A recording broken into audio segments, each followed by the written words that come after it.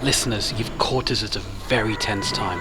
We've performed a ritual to get Stephen out of the Neo Geo pocket that he was trapped in, but I think his save file must have been corrupted because we've got him out, but he's been possessed by some kind of demon. Adam and Ryan are performing an exorcism now, and I think we're almost there. I just hope that we can banish this SNK demon and get our Stephen back so we can do the podcast.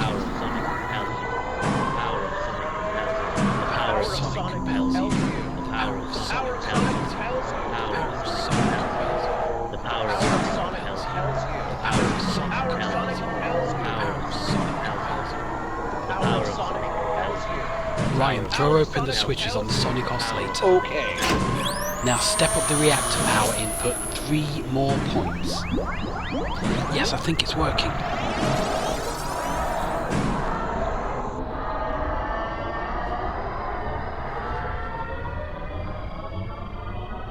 Is everyone okay? Yep, I'm all good. Thank fuck. I think I made it. Stephen, are you back with us? Well, that's the last time I go to Shady Bay. Now Ryan, make sure you keep the Neo Geo turned off and bury it somewhere deep. And whatever you do, do not dig it back up next Halloween purely just to get the demon to do a game review. Because that would be the worst.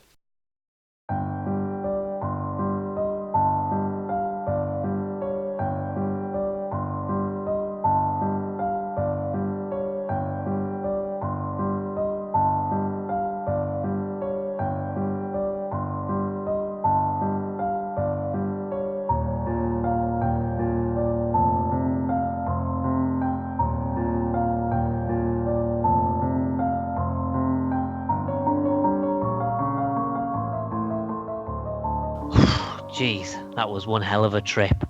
Well, now that everyone's okay, I guess it's time to get started. For this month, we're actually dealing with horror games, so we're going from one hell straight into another. So let's say hello again to everyone now that they've recovered. Hi guys. Hello. Hi. I hope you've got a fresh pair of trousers on for these spooky games that we've got on offer. I don't think they keep underwear in a Neo Geo. That's true. Yeah, it's been a bit. Bit soggy. Right, well, we can jump straight into the first pick, and this time we'll start off with mine.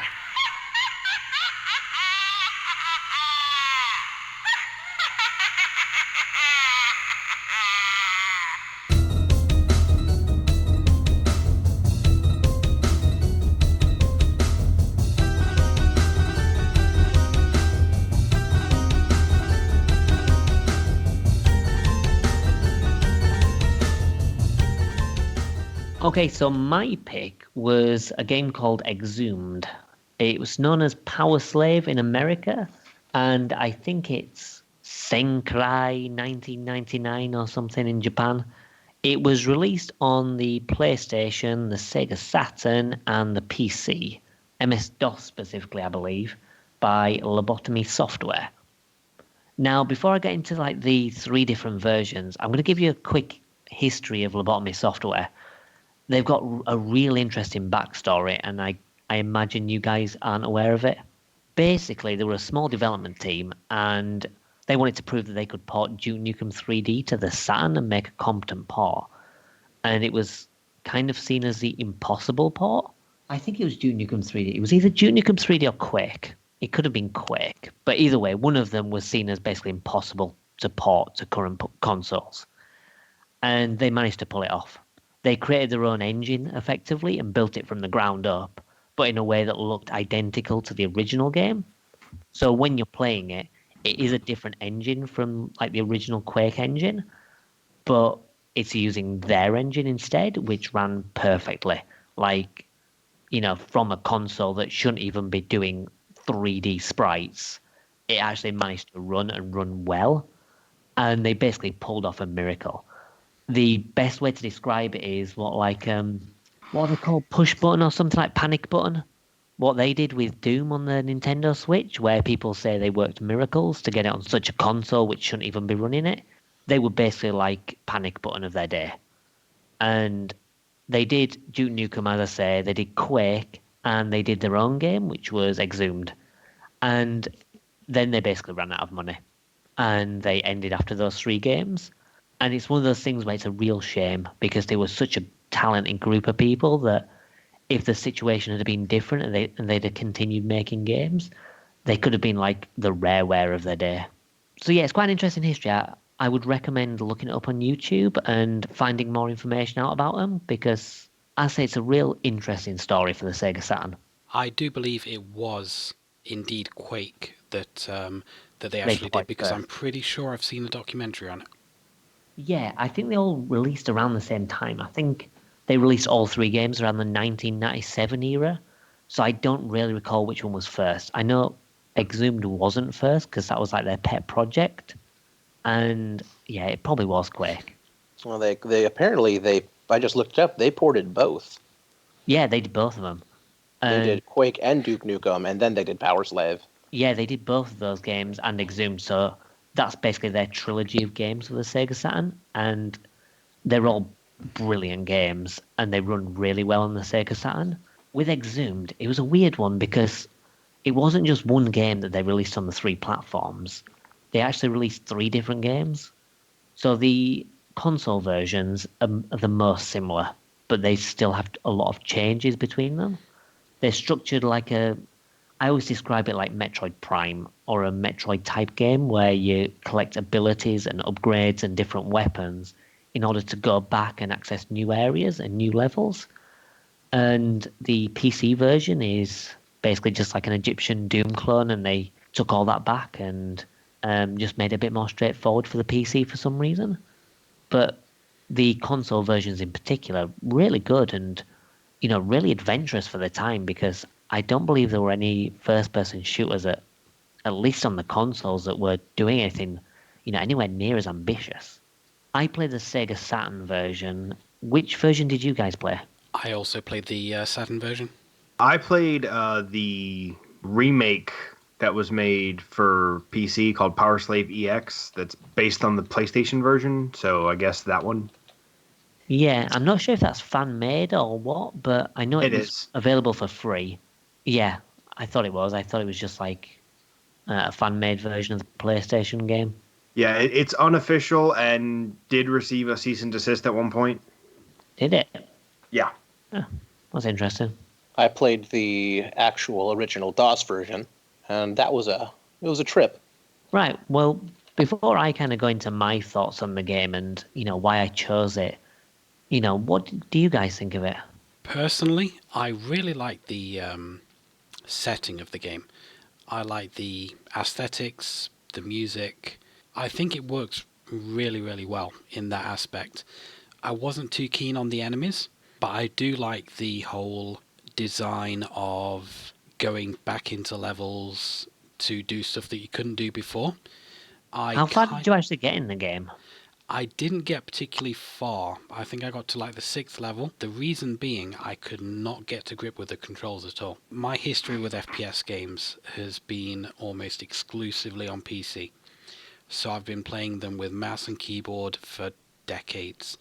And going back to a controller, I really, really struggled to get any kind of decent progress in this game. As much as I wanted to, because I was enjoying, like I said, the setting, the gameplay, but just the controls really, really put me off. And I just ended up getting really, really frustrated with like trying to control it, knowing that if I had a mouse and keyboard connected, I could be super accurate and I could control it perfectly. So that kind of ruined the experience for me. I think you might have been better off with the version that Steven played, the fan-made remake, so that you could use a mouse and keyboard. I do get that the controls are difficult to get used to. I actually played Duke Nukem 3D first by Lobotomy, and they all use the same control scheme, and I had a lot of difficulty at first. But obviously I, saw it through to the end, and then by the time I actually started Exhumed, I was already familiar with the control scheme. Duke Nukem 3D is a rock hard game anyway. Yeah, and because thing is, you can't save. You save after every level, so you've got to see it through to the end of a level with that control scheme, so it doesn't do you any favours. But yeah, it's funny how you mentioned that the enemy types. One of the criticisms I have with the game is that the start of the game doesn't start well. The setting's nice in Egypt, but the enemies you fight are like you start out with these kind of scaraby crab things, which just jump around and are a bit annoying. You've got these birds, and then you get these Anubis soldiers, like a few levels in. Yeah. But it's not until later on in the game that you start to see a bit of variety. Like, probably not long after those 6 levels that you got through, that's when you start seeing more of a variety of levels and you start seeing what the game can actually do. And it does actually get better from there. But you kind of have to work your way through the initial parts in order to get enjoyment from it. The point where I actually got stuck, I think it was like the 5th or 6th level. I must have tried that level about 5 times, and I always died at some point in that level, and I had to start all the way back again. And Which level was it? I don't know levels from off the top of my head, so what happened in it? Was it the one with the boulders? it was the one after the one with the boulders. I don't know what the name of it was. Okay. Was there any kind of particular obstacle or something that was killing you? It was just the amount of enemies, the placement of them, and the amount of power-ups that were available. Just with the difficulties that I was already having, it just made it impossible for me to actually get through the level without dying. One thing not sure if you're aware of, but as I say, the game is quite like Metroid, and as such, you can get health upgrades where you get a whole new health bar on top. So using the abilities you've got so far, like especially the high jump, you can go back to some of the earlier levels and start stocking up on like health upgrades and stuff to make things a bit easier on you. I wasn't aware of that, no. Yeah, as I say, like you've got upgrades which help with progression. Like you get grenades that can blow holes in walls, and as I mentioned, there's like a high jump and stuff. But you can use that to get more health and everything, which I say really makes it more of an adventure game than an actual first-person shooter in that respect. But I feel even with that, I would have been still really, really frustrated with the controls. Yeah, I think it's one of those things that you kind of have to push through and then wait until it clicks. Personally, I think those controls work when you get used to them, and I think it's the closest you can get to PC-like controls on what's basically a D-pad and half a dozen buttons. But yeah, I'd work through it if I were you, or at least switch to Power Slave EX and, see what you make of it on PC instead. Yeah, because mouse and keyboard is just so ingrained into my brain at this point. Yeah, definitely. And so one of the big differences in just regular Power Slave is that, I guess, vanilla PC is that you run into the Anubis soldiers like it's the second room of the first level. You shoot some of the little spider scarabs, blow a door open, and then suddenly you open up a door, and then suddenly there's an Anubis soldier right there shooting at you. I believe it's the 3rd level when they start appearing in the Saturn version. Am I right in thinking the 3rd level? I believe it was the 2nd. Yeah, it could be. So I think there's the introduction there's the initial one where you meet King Ramses, where nothing really happens. There's the hub level, Karnak, where Yes. I think there are some, but it's not until you get upgrades and stuff that you actually see them. And then I think the level after that is where you first meet them, and then there's only like a few of them. Am I thinking about that wrong, or? I thought it was level 2. It depends on what be you wrong. class as a level, because that introduction level is just like a few corridors. And it's Oh, picking up a yeah. pistol. I get you. So yeah, it would probably be level 3 then. Yeah. So how was the DOS version then, Ryan? Graphically, like I've looked at them back to back, graphically it's definitely looks like it's quite a bit less. Some of the textures and lighting are pretty chunky. Really? Less than the console version? That's what it feels like. I mean, maybe it's just the lighting makes it look a lot chunkier than it actually is. Strange, because like the 3 versions were released more or less the same time. Because they released the Saturn version, then the MS-DOS, and then the PlayStation version. But like they were all just months within each other. I was also having trouble with the control just because of how it was. Like I had going through DOSBox and like actually go to like the settings menu and adjust it and then relaunch the game. And it was weird because you can move forward and look around with the mouse. But if you try to strafe left or right, the mouse locks and you can't look around. And that's really awkward to know that I can't strafe sideways. Like I can't walk sideways and turn at the same time. It won't let you do it. That's weird because you can in the console versions, which is Yeah, very bizarre because and you'd maybe expect it to be in the PC one. yeah, and maybe that was just the way I had the settings set up. I might have messed something up then, but that made the game really difficult because, Yeah. well, navigation got really clunky. I mean, I can't really comment on that version because I've never played it, but I can imagine it would be a bit of a pain. Early mouse and keyboard control systems, they weren't really fully optimized yet. I mean, it's kind of like today how you've got on a keyboard, WASD is always your movement keys because it's kind of like become standardized. And But back then it was direction keys, wasn't it? It was like up, down, left, right. yeah, Doom actually had direction keys back in the day. I mean, the version that I play actually has like an overlay and a lot of stuff, and you can redo key bindings and stuff like that. But back in the day, you kind of like had non-standardized control systems, and different companies were trying different things. So you would end up with one or two games which had kind of odd control schemes if you go back to them now, that they're a little bit difficult to use. Yeah, a lot of the controls were weird. Like you could adjust the mouse sensitivity with F7 and F8 either up or down. Strafing left and right is just so slow. You walk left and right very slowly unless you hold down run, in which case you move at a normal speed. So that was a bit odd. When it was originally mapped, for some reason, I don't know why, but it was set mostly up with SOD, but for some reason A was strafe left and jump. Weird. So yeah, if I wanted to move left, I was hopping to the left, which was a little awkward. I had to fix that. Presumably the fan version that Steven played kind of fixes that, so it's, got more quality of life things in it. No, I'm going to grab that because as much as I was enjoying this, I'm sure I'm going to enjoy like a full game just that much more. Oh yeah, I think you probably would do. Oh yeah, definitely. But I was real proud of myself because I managed to blow myself up in the first 45 seconds of actually playing. Once I figured out the controls, I walked up to one of the little skull torches, shot it twice, and died. Oh yeah, that's the thing as well. They explode. Like I killed myself. I'm like, okay, so those explode. Not all of them. Then I backed off and shot when I came back in. I shot it again, and I still died because they explode real big. Well, what happens is they fire like explosive pellets in, like one direction and another direction, I think. But not all of them explode.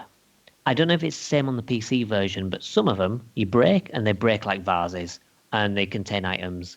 Others just explode and fuck you over. So you have to learn to shoot them from a distance just in case.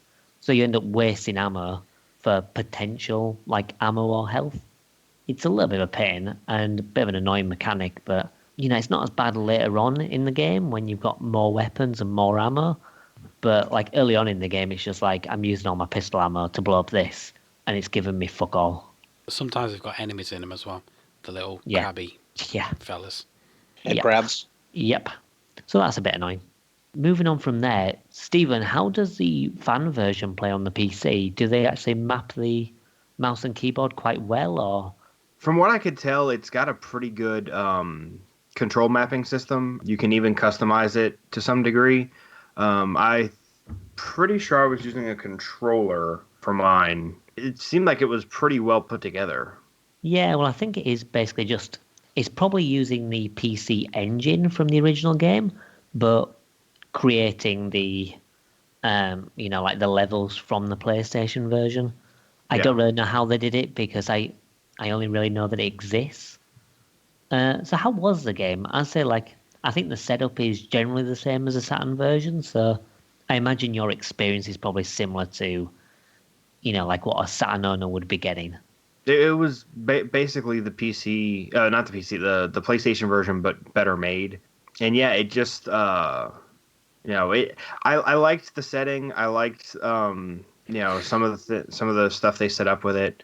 I didn't get too far. I mean, it was, I enjoyed it. I think it speaks to the games we picked that this is probably my least favorite of the four, and I still really enjoyed it. It was my least favorite as well, but I can see how it's not really the game's fault, more the control scheme's fault for me. Yeah, I get that. As said, because I remember having difficulty with Duke Nukem 3D, I can certainly see how that would be a barrier to enjoyment. But I think that it's one of those control schemes where it does work for the game once you kind of get your head around it and you learn how to use it. But it's a difficult roadblock to overcome. And plus, I've got the not very good Saturn pad as opposed to the really good one, which probably didn't help. That'll probably make things like really bad then, because the bad Saturn pad is like the D-pad on it's shit, and the triggers on it are really bad, and it's just a terrible, uncomfortable controller. So honestly, I think that might be why you're having such a difficult time, because like even with Duke Nukem, I think it was maybe a handful of levels before I started to adapt to it. I think using that bad controller probably didn't help at all. I would say wait until you get a new controller and then maybe give it a second try. Or play the PC one. Right, so I guess the overall impression of Exhumed was a bit of a mixed bag then. I think, we could see some good things in it, but I think, Stephen and Matt, you guys didn't like it so much. Well, I liked it. It's just, I just liked the other ones that much better. All right, okay. Yeah, I like the idea of it, but it was more my own personal issues that ruined it for me. I would say definitely at least try the Power Slave EX version. Yeah. At least saying you've got a mouse and keyboard.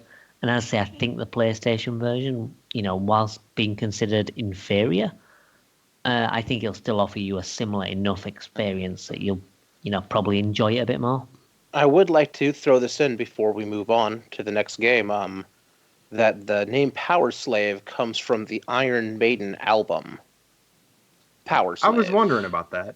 Because is that why they had to change the name to Exhumed in the UK?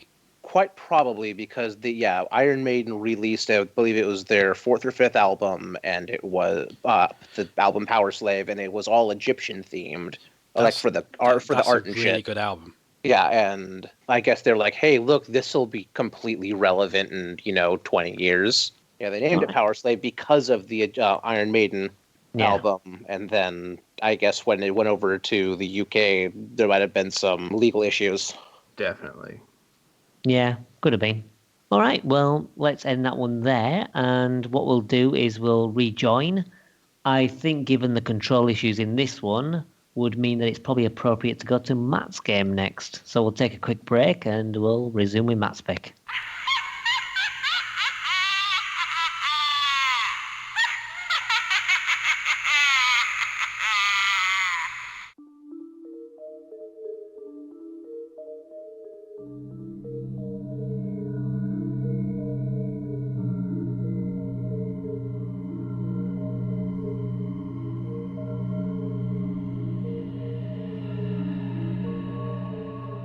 Okay, my game is Resident Evil for the GameCube. This is a remake of the PlayStation 1 game.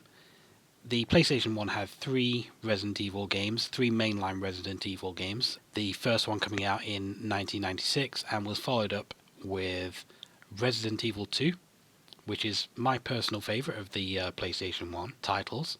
And then it had Resident Evil 3, not quite as good, but still a really solid title. And for some reason, Capcom entered into an exclusivity agreement with Nintendo for the GameCube and released 2 exclusive at the time Resident Evil games, a remake of the first one, and Resident Evil 0, which was a prequel to the first one. Wasn't there 3 exclusives, including Resident Evil 4? Oh no, there were 5. They were actually called the Capcom 5. But I don't think Resident Evil 0 and 1 were part of that, were they? I think Resident Evil 4 was part of it, but then... Resident Evil 4 was part of it. Resident Evil 4 was part of the Capcom 5. Yeah. But 1 and 0 were just other side things. 1 and 0 were developed exclusively for that system, and it wasn't until quite a long time later that they actually came out on a non-Nintendo system.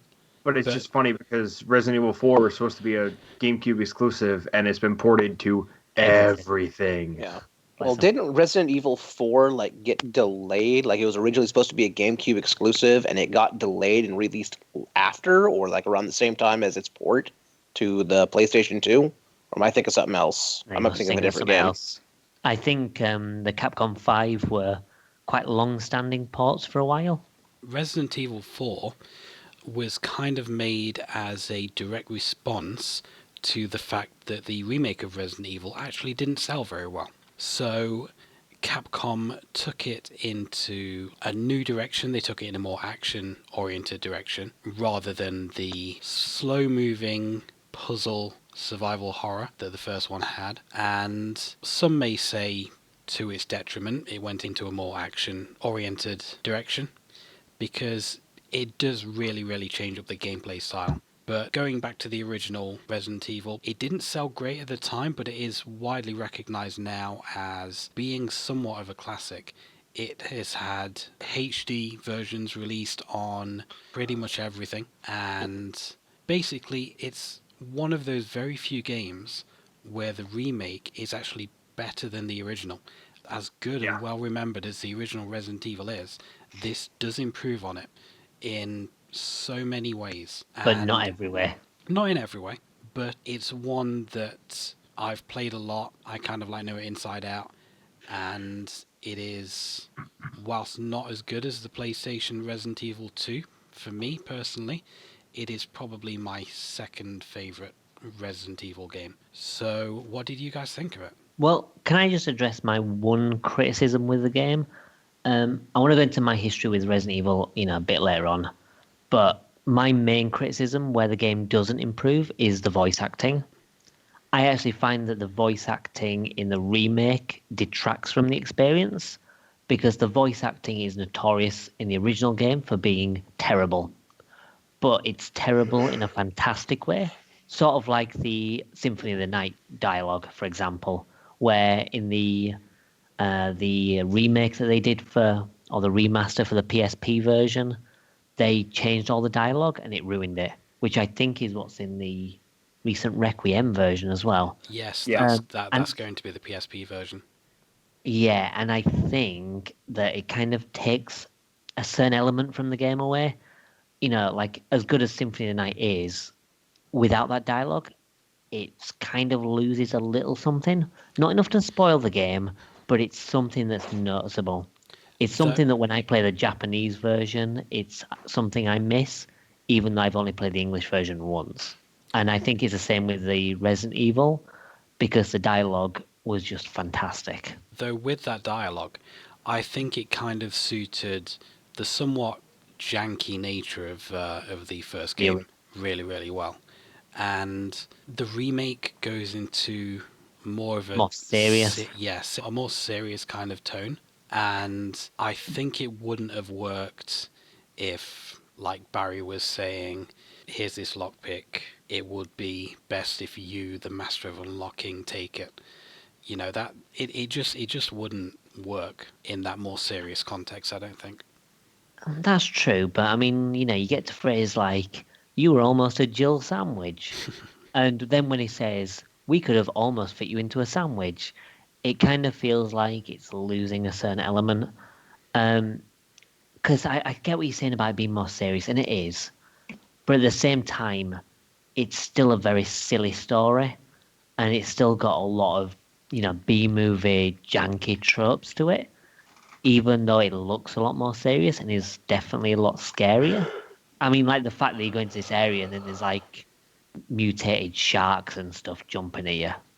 And then you've got like other bits where you've got this, it's mutated Lisa Trevor girl and stuff who's going, "Row." It's still got those stupid kind of horror movie moments. And I don't know, I think it still would have fit having those, dialogue lines. But that's just me, to be honest. I say the game is still really good. But I'm going to leave my thoughts until a little bit later. I'm interested in seeing what the other guys thought, because this wasn't my first rodeo with the game. Well, I originally tried playing the GameCube version, and I absolutely could not get to grips with the tank controls. I don't know why. I was like, because I was okay with it in Silent Hill. I'm not sure what the difference is. but I just could not deal with the tank controls in this one. So I ended up picking up the remake on Xbox One, and once I had the different control scheme, I actually thought the game was quite good. Like, I actually really enjoyed this game. I think the reason that you might have had difficulties with that control scheme and not had difficulties with the Silent Hill one is that Silent Hill is like a 3D world where the camera moves with you, and Resident Evil is all pre-rendered backdrops. So you are kind of like shoveled into certain camera angles, which don't actually change until you reach like the edge of the screen.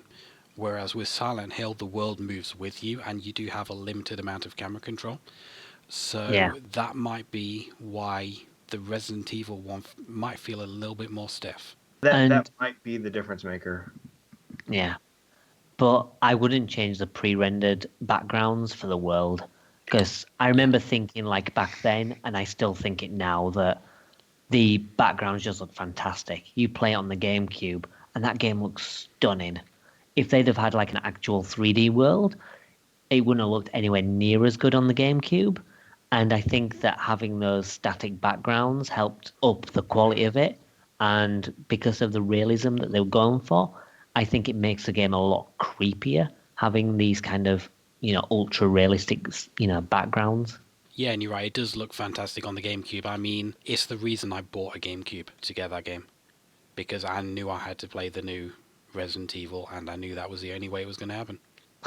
Little did Yeah, you know that it would soon come out on a bunch of stuff. That one didn't actually come out until, The Wii, I suppose, was the first time that they re-released it. yeah, it didn't come out on a non-Nintendo console until the HD remake. Remake. what I always think about with the backgrounds is when Jim Sterling made a video called "We Need More Spencer Mansions," because he made the point that the mansion, you have to go through it so much that you learn the mansion and you can navigate it even without the map, and you don't have a lot of locations, you don't have a lot of square footage, but there's so much packed into it and there's so much character in the setting itself that it only enhances the game. And thing is, like, it kind of, even though you've got this one location, it sort of ramps up every time you go through. Because you go through, and then initially there's nothing, then there's zombies, and then you've got these redhead zombies that charge at you. Then you've got, like, hunters and everything. And it's just like shit keeps building up and up that, you start to appreciate that you've memorized the mansion layout because you're having to basically run for your life and run to safety.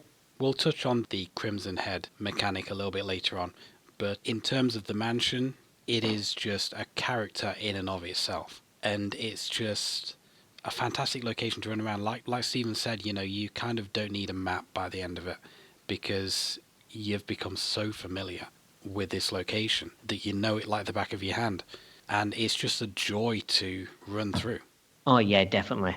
I think that the mansion is a really good horror setting, and it works so well. I mean, I actually played this game before I played the original Resident Evil because I never had a PS1.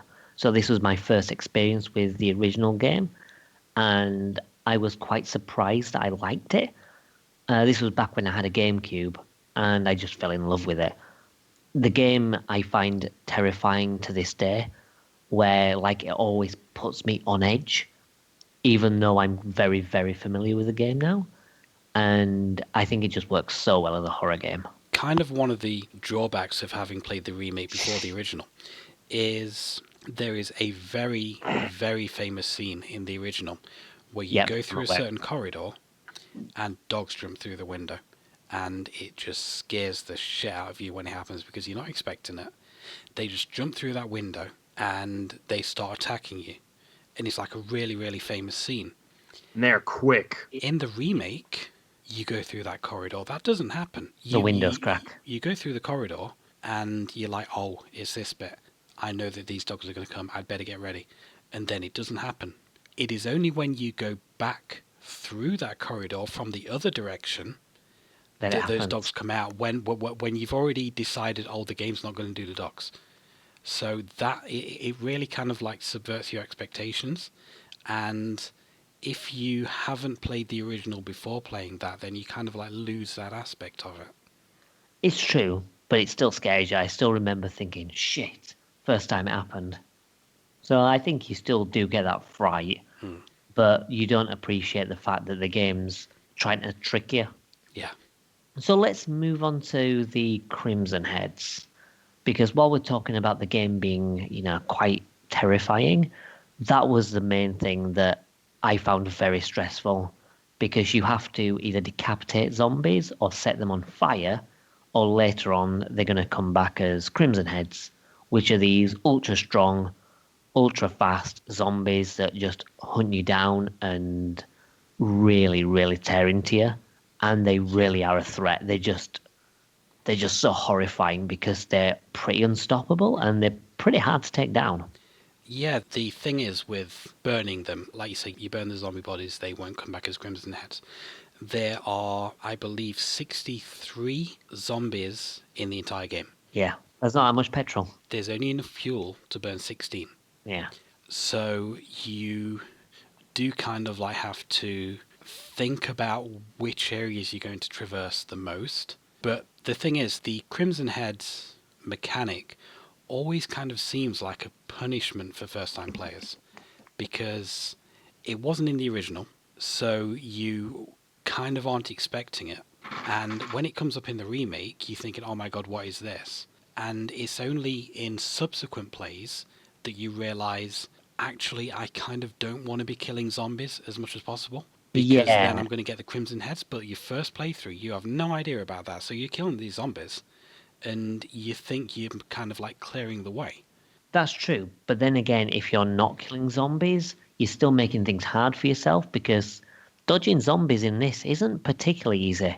You watch it in a speedrun and you think, oh, that's straightforward enough, but you actually try it and you'll get grabbed by the buggers. They're pretty grabby in this. I've tried doing speedruns, and yeah, I'm useless at the dodging, personally. I can sometimes pull it off, but I think in this game it's extremely punishing because I did do a speedrun of Code Veronica, and it didn't seem anywhere near as difficult as in this to avoid getting grabbed. So I think this game might have an increased, grab percentage or whatever for the zombies. it might be also down to the fact that the character sprites are quite a bit bigger in this than they are in Code Veronica. Yeah, true. But yeah, that Crimson Head mechanic does serve to punish kind of new players. Not punish, but introduce a level of challenge that you weren't expecting. And it just seems more of kind of a guide as to what not to do next time. Yeah, that's true. But I don't think I would change the Crimson Heads at all because I think that adds to the horrifying aspects of the game. Even on subsequent playthroughs, you're like, okay, I don't really want to be killing zombies because they'll come back. But I say that adds a whole, extra element of stress to it. Yeah, so I think the mechanic is still really good. I do enjoy the mechanic, but like I said, just the way it was implemented just felt a little bit odd to me. I don't know if you've ever, completed the game before and unlocked the extra modes. Yes. But speaking of extra difficulty, the difficulty modes that you unlock are really punishing. You get like one that, has this super zombie that chases you and kills you instantly. You've got one that makes all the zombies invisible. It really is for hardcore players, that game, because the game's not easy to begin with, and some of the extra modes are just silly. I've seen speedruns of the invisible zombie mode. Some people really, really know that game super well. Yeah, it's pretty intense. One thing I did want to ask actually is, did you guys play as Chris or Jill? I played as Jill. I also played as Jill. You see, I always play as Jill, but for this playthrough, I actually played through as Chris, just because I thought it was a good excuse to try something a little bit different. And Chris doesn't really start out particularly easy. I think he gets the short end of the stick. His inventory is tiny, and it just becomes a bit of a pain managing items and stuff.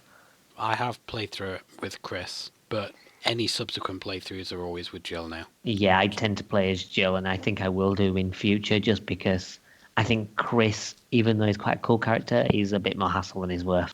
It's worth seeing it through just for the slightly different story elements. You meet up with like Yeah, Rebecca, definitely.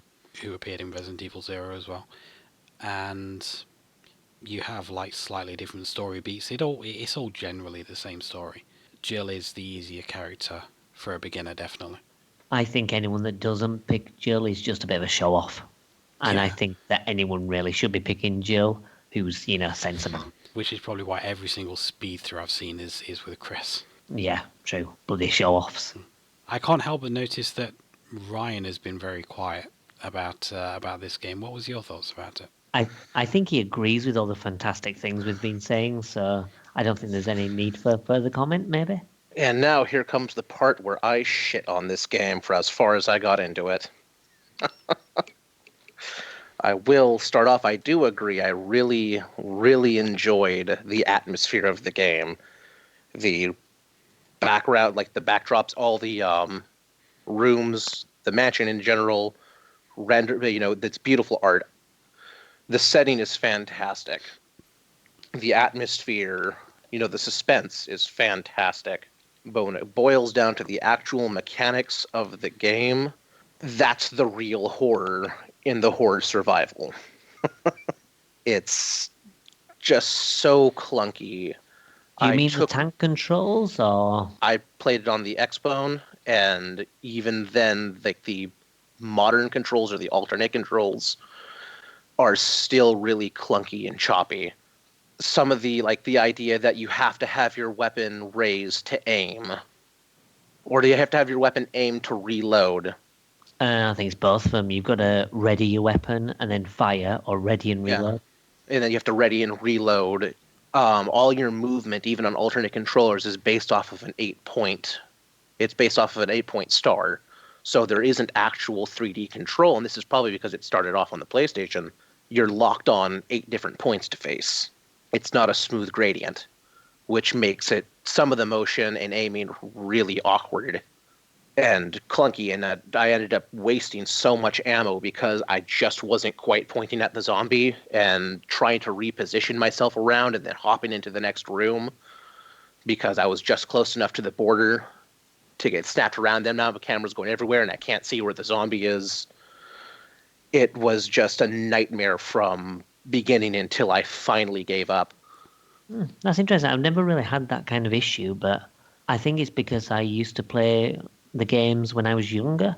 So I think it's one of those things where the controls are ingrained into me that I don't notice them anymore.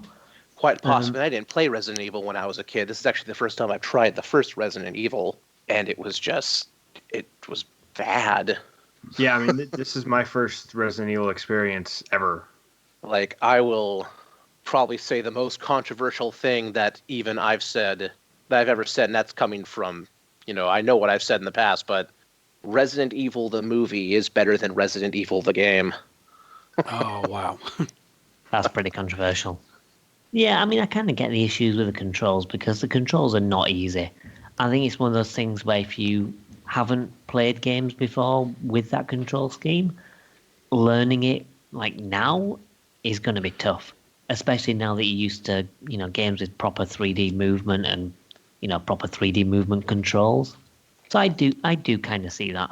But Stephen, you were also kind of like a newcomer to it. What did you think of the controls? Did you have similar issues? I actually found that once I switched over to the modernized controls, I was fine. I think because I want to say I've played games with fixed cameras before, and it's just a matter of, like, say you're walking down a hall and the camera changes, whereas you were holding down to walk towards the camera. Now you're going away from the camera.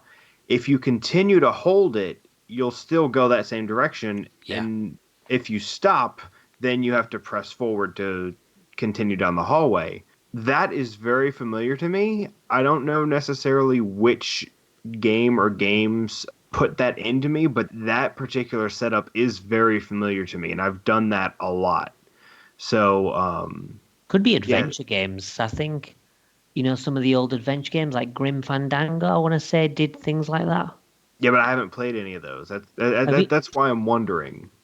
Have you not played any like old point and clicks where you could actually use, keyboard, not keyboard controls? Well, yeah, keyboard controls, I suppose, the directional arrows, Now, the only old point and click adventure I played was Monkey Island. which are literally pointing and clicking. Yeah. All right. So I'm very curious where I picked that up from, but because I do know that particular control scheme very well, even with fixed camera angles. So I think that's why I was able to cope with it more, because I'm more familiar with that setup. It is essentially a form of tank control, just a slightly.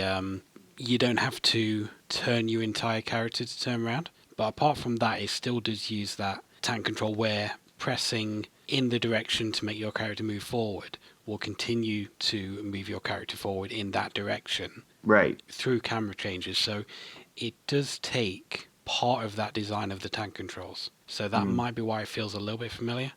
I'm not sure. Yeah, maybe.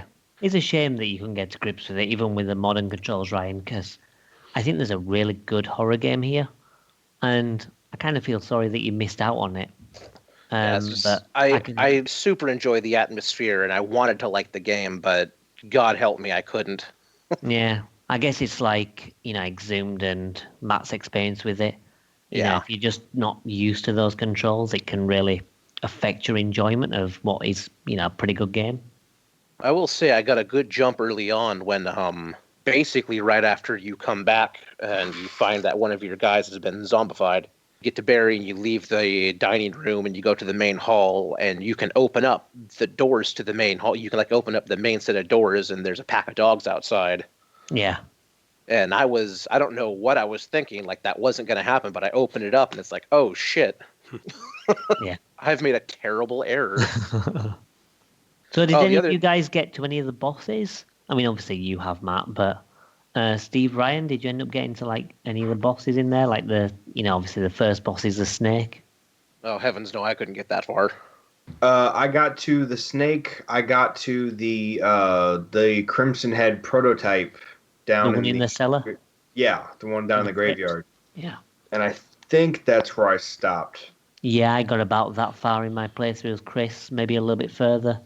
I have been in the game before, but I didn't get amazingly far this time.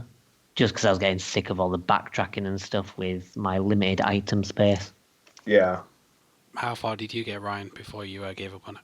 Oh, I don't even know. I kind of got lost and wandered around through a bunch of the doors and died a few times because the combat, again, with the controls were so clunky that getting good shots off on the zombies that were there and the dog the first time I opened up that door. So you didn't make it to any of the bosses then? I did not even make it to the bosses. I was far too frustrated Nah, that's a shame. with the clunkiness. I do wish that they would kind of remake this game in the era Again? of Resident and real What, you remade it twice? we'll do a not an HD upgrade, but rather a proper remake in the era of Resident Evil 4. And I do feel that would detract some from the game, but it would also just make it more accessible. Well, it's interesting you saying that, because that's what they're doing with Resident Evil 2 in it. Yeah, I think pretty so. much. They're changing it into an over-the-shoulder camera style similar to Resident Evil 4. Yeah, so maybe you'll kind of appreciate Resident Evil 2 remake more than the Resident Evil 1 remake. Yeah, it was not a great experience. All right, well, it's a shame. I mean, I think that Stephen, you got some enjoyment from it, and obviously Matt and I like it. I know, and then this is kind of the same opinion that I held with Silent Hill 2. Yeah, Was I appreciated it for what it was, but as far as a game that I would play, it's a big no.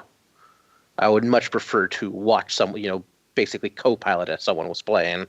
yeah. Well, I suppose that's fair enough. Right, anyone else got anything to say before we move on? Well, I was just going to say, if you're looking at getting the game yourself, it is released on like pretty much all the modern systems, and as of the time of recording, a couple of days ago, it was announced for the Switch as well. Yes, So- along with 0 and 4, I believe. Yeah, so you can now get them, well, you'll soon be able to get them on the Switch as well. So that makes Resident Evil 4 on almost every system known to man. Yep, which I have it on almost every system known to man. I have 7 copies. I counted the other day. I have 7 copies of Resident Evil 4. Nice. Well, hopefully that'll soon be 8 when the Switch version comes out.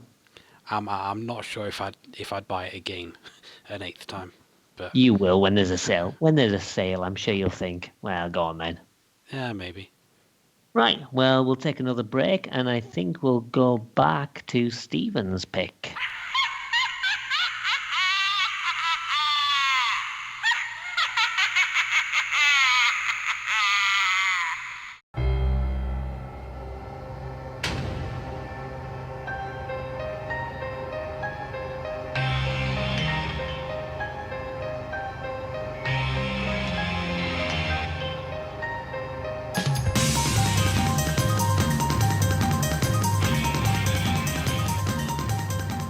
My pick for this one was Parasite Eve, the RPG horror-ish game by Square. And the first time I booted this game up, I said, holy crap, I found the missing link between Final Fantasy 7 and 8.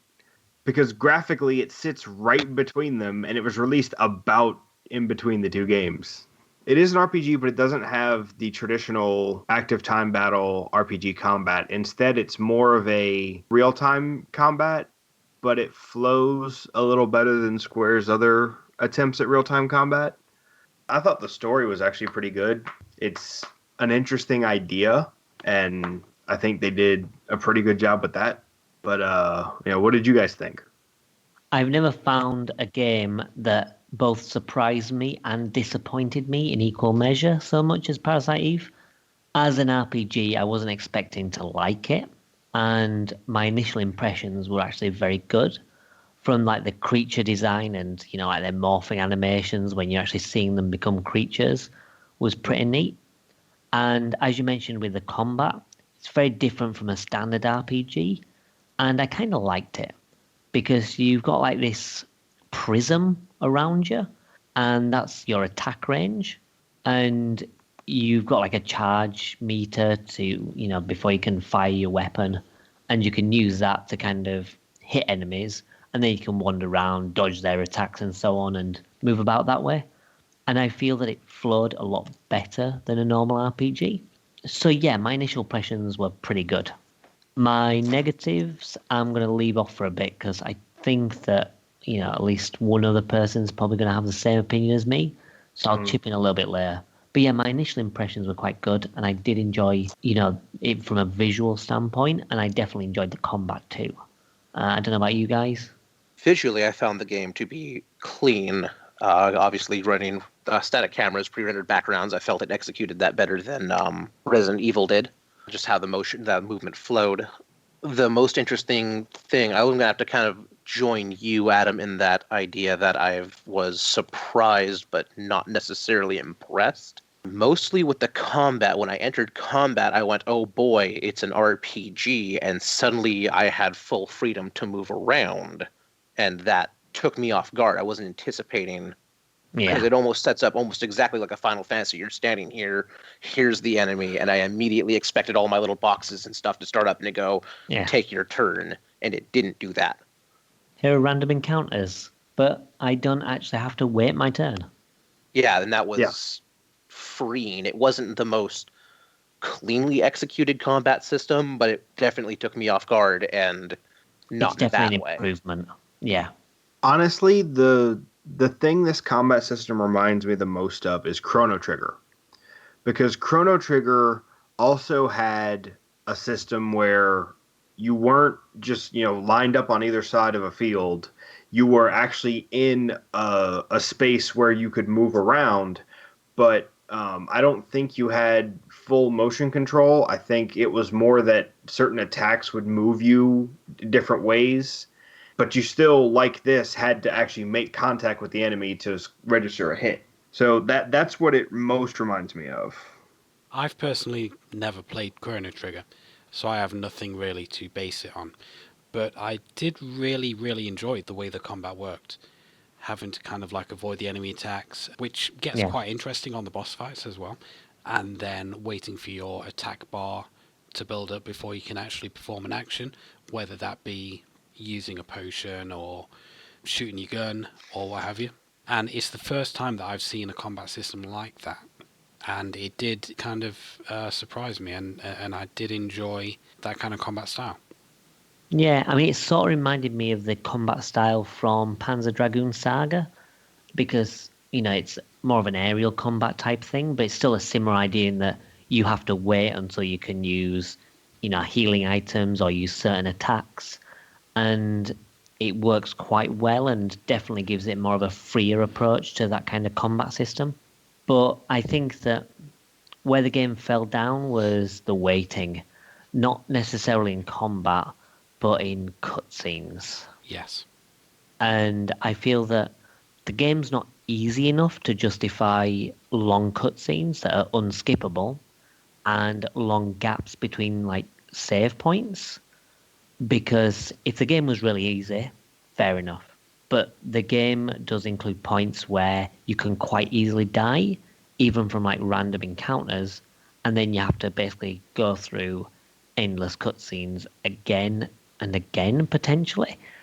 And I feel like the game is sort of obnoxious when it shouldn't be. I kind of think that it was a big oversight, and it kind of ruined my enjoyment of the game quite a lot. Well, that particular issue wasn't one that I really came across because I was playing it on an emulator, and for whatever reason, the emulator that I was using, it wouldn't allow me to save the game in like the normal way that you do the in-game saves. Like, Yeah. there's a phone and you pick it up, you make a call and report your progress back to HQ or whatever, and that saves your game. For some reason, my emulator wouldn't recognize kind of like any kind of emulated memory card, so I had to use the save state feature. So I didn't run into a problem where I was having to go back and watch these unskippable cutscenes. But the cutscenes were still really an issue for me. And I mean, we say the word cutscenes, they're not really cutscenes as such. More like a fucking film. Because you can't just kind of like put your controller down and watch it happen. You have to press your button after every single line of dialogue to advance to the next one. And when those go on for a really, really long period of time, that is just absolutely exhausting. I actually timed it once, and there was an hour where I had limited control of my character, and there was just a series of cutscenes. I had sort of control where I moved a little bit in the HQ, and then I went to the map, went to a different location, then there was a really long cutscene there, went to a different location, really long cutscene there, went to a different location, had to go to a gun shop, just a quick bit of searching around, a pharmacy, quick bit of searching around, then 2 more really long cutscenes. And it ended up being an hour just with that limited movement and no combat whatsoever.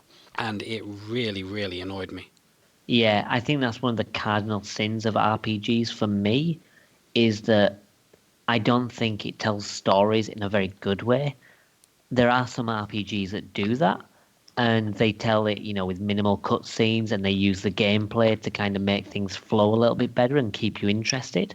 But a lot of them, it's just like, here's all this dialogue or here's all this video, and you just kind of lose interest in a while. Especially when you're skipping lines of text, as you say, with the A button, because you get to a point where you're not reading it, you're just hammering the A button to get through it as fast as possible because you're sick of it. And it spoils the story, and you kind of lose interest in the story. And when stories are a big part of RPGs, I think it's kind of shooting itself in the foot. I mean, the story is already quite convoluted as it is. Yeah. And having just these massive exposition dumps constantly do not help it at all. Yeah, that is 100% a product of Square Enix and their, JRPG history, is they like to just do that.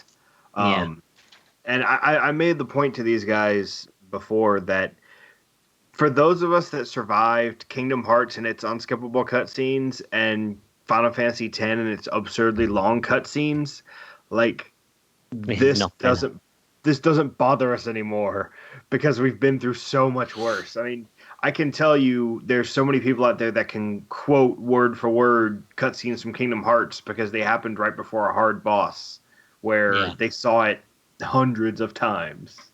Yeah, and I think that, admittedly, if you've played those games, it doesn't seem as bad, but that doesn't make it right. Oh, And that's I totally still think fair. they shouldn't have been there in the first place. I mean, I'm kind of interested to see how the second game plays out, though, even though I couldn't bring myself to finish the first. Because I hear that the second one's a lot more of an action-orientated game, so maybe that one's a little bit punchier and And less then bogged down in shit, but I and don't then the know. third one goes even further into action. Yeah. I don't know. I've not played those ones or even seen much about them, but I would just hope so because this first one, it kind of feels like it takes a good concept and a good action system and it just kind of spoils itself and sort of ruins the game Yeah. when it could potentially have been like really good. And I say that's where the disappointment came in from me. It surprised me by being a lot better than I thought it would be, but it still ruined itself for me, and in the end, just disappointed what could have been a good game. For me, it wasn't just the cutscenes as well. It was the combat. I said before, I really did enjoy the combat system quite a bit. I thought it was quite innovative and easy to use, intuitive. And then there was about 1,000 fights, and I got Yeah. so fed up with it. You'd walk 5 feet, and there'd be a fight. You'd walk to the next screen, there'd be a fight. You'd walk back to that first screen, you'd have the same fight, and it And was there's the other just. cardinal sin of JRPGs is constant random battles, which get to a point where you're moving two spaces before you're getting into another fight. I mean, they're not really random as such. In this particular game, they do seem to be exactly the same Yeah, but you know what I fights. mean? Where it's, That yeah, yeah, yeah. it gives the illusion of random fights, but I do think it is actually triggered when you hit a certain point in a room. Yeah, Yeah. it's the specific square, so to speak, on the screen is what triggers it. And like you said, that it is, that spot will always trigger that same fight. And that was another case where, I was at a point where I was looking for fights and not getting them as often as I thought I should. Because you were walking on the different squares. Well, not even that. It's just that I'm so used to this kind of system that it didn't seem to be too much. It seemed like it was not enough. But Yeah. that's totally down to my difference of experience. I It's the suppose it's same. like the cutscene thing. Yeah, it's the same with the tank controls from Resident Evil, where I struggled because I'd never dealt with it before. But you guys that grew up with this didn't have any problems. Yeah, true. But I kind of feel those constant fights get a little bit exhausting. But I suppose I say like yourself, who are quite familiar and used to those things. It's just like, yeah, it's fine. It's nothing too Yeah. much. But then again, like I mean, as I've mentioned before, I quite like the Pokemon games, and in every single one of those games, water and caves are just way too much with encounters, and I have to repel Mhm. through them. And because I've played those games countless times, you'd have thought I'd be used to it, but I still despise them. And for me, it gets worse every time rather than better. That's what I was gonna So, say. If anything, I it's don't know. worse the more you play games that have random encounters. Yeah, That was one of the things I loved about Super Mario RPG is there aren't any random encounters that I know of. There's a couple where an enemy will run out of nowhere and slam into you, but all of the rest of them you have control if you want to fight or not.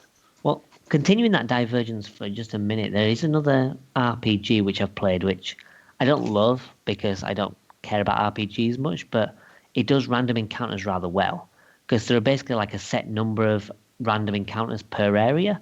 So it basically gives you like, say, 12 random encounters in a dungeon, and then at that point there'll be no more. But if you go into the menu, you can just press the button where you can just force an encounter. So if you need extra experience, you can get into a fight. And I kind of feel like that's quite a good way of doing it because you get to a point where you've got enough battles to have the experience where you should be But if you wanted more experience to grind out a little bit more, you can. That sounds kind of similar to The World Ends With You, where you've got a set number of the little icons on screen to activate for the Yeah. encounters. Yeah. I don't know which one came first. This one's quite old. But yeah, but I think it's a good approach where it's just like, here's your random encounters, but we're not going to do it, till the end of time. We're going to give up after a while, and you can just get them if you want. But is there a reason that these games have to have random encounters at all? I mean, why not? Experience, I suppose. Why not have the creatures actually in the world, and you can choose to fight them if you want to, or just avoid them if you don't? I Yeah, suppose that's well, like the new Pokemon game where you can see them in the grass, and I suppose you can just avoid them if you want. Square didn't get to that point until I think 12. Final Fantasy 12 is when they had the monsters you could see on the overworld. It's probably just a case of someone did it, it worked, and people just continued doing it, I suppose. Yeah. I don't think it was ever really a good system. Yeah, I think a lot comes down to people, especially Square, for a while stuck to tradition so hard rather than innovating. And it just so happened that there were so many people that wanted exactly that thing that they made, millions. And when they finally did decide to try and change things, people complained because they were changing. Yeah, but I suppose that's how people are. Yeah. But yeah, so my experience with the game was a mixed bag. I can't say I hated it. I would say I hated it more because it was so close to being good.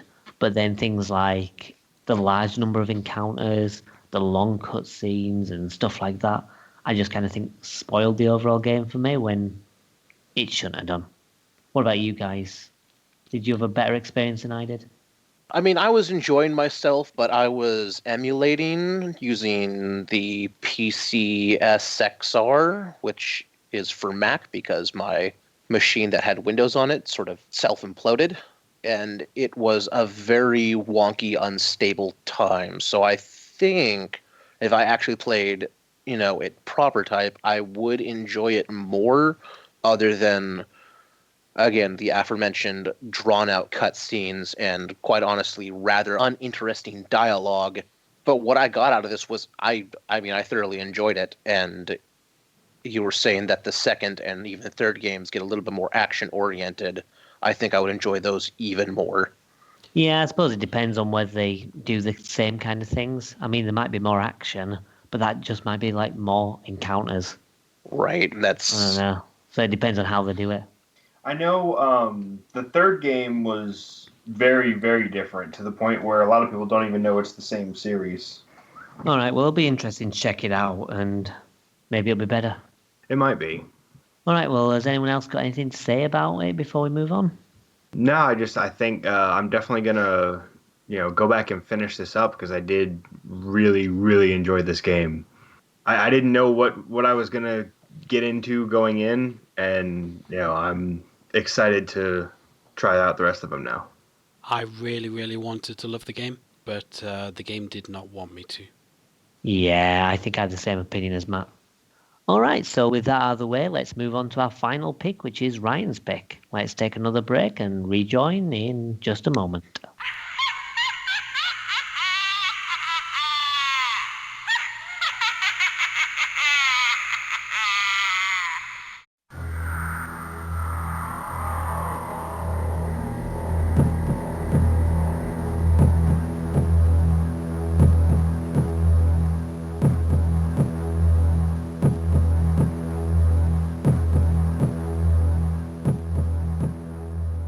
my pick for our Halloween special was Metroid Fusion. Developed for the Game Boy Advance in 2002, it was the fourth installment of the core Metroid series. I don't recall if Prime came out before or after. They were released really, really close to each other. They were in more or less the same period. I know there's a certain degree of connectivity between the two. Like Yeah, you can get content from one into the other. So I would say more or less the same time if I was to hazard a guess. So is literally they were released a day apart. The Metroid series as a whole was heavily inspired by Aliens or Alien. and that would be Ridley Scott's Alien movie or franchise.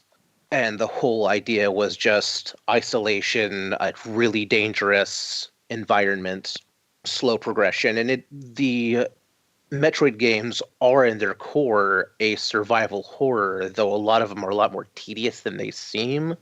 But Metroid Fusion really nailed down the concept of survival horror for a Metroidvania title. What's quite interesting as well is that this one, as you say, was very kind of horror-based, but then Metroid Prime, which came out at the same time, was like the complete opposite. It removed all horror from the series. Yeah, there was almost no horror. There was almost no jump scares. It just sort of happened. I mean, you had some alien monsters in Prime, but like in Fusion, you had some horrible monsters. Yeah, you're not kidding.